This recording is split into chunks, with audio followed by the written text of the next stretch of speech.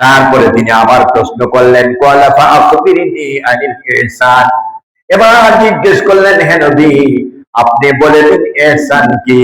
আল্লাহর নবী এবারও উত্তর দিচ্ছেন, ক্বালা আন তা'বুদাল্লাহ, তোমরা আল্লাহর ইবাদত করবে, কাআন্নাকা তারাহু, আল্লাহকে তোমরা যখন আল্লাহর ইবাদত করো, যখন নামাজ পড়ো, তোমরা যখন সিজদার মধ্যে চলে যাও, তখন তুমি মনে মনে খেয়াল করবে আমি আমার রব, আমি আমার স্রষ্টা, আমি আমার আল্লাহকে দেখতে পাচ্ছি। বলেন সুবহানাল্লাহ।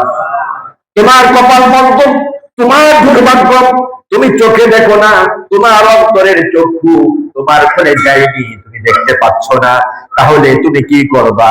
তাহলে তুমি কি করবা? ফাইন্নাহু ইয়ারাক, তাহলে তুমি মনে করবা তোমার রব তোমাকে দেখতে পাচ্ছেন। বলেন সুবহানাল্লাহ।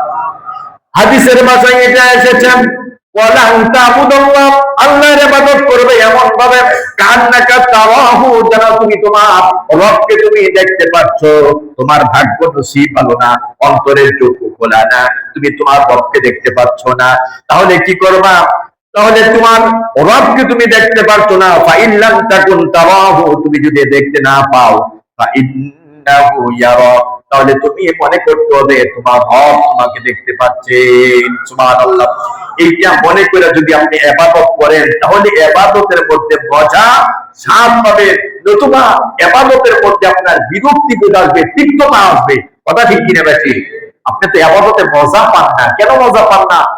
কোনোদিন চিন্তাও করেন না, নামাজে দাঁড়াইছেন, দুনিয়ার সমস্ত খেল, কথা ঠিক কিনা, পাঁচে খেল আপনার মনের মধ্যে নিয়ে নামাজে দাঁড়ান, পেরেশানি নিয়ে নামাজে দাঁড়ান। এই জন্য নামাজে যখন দাঁড়াবেন রিল্যাক্স, একবারে রিল্যাক্সে নামাজ পড়তে হবে, ধ্যান এবং খেলের সাথে, একাগ্র চিত্তে খুশু খুজুর সাথে, ভয় এবং বিনয়ের সাথে। বলিতে সুবহানাল্লাহ।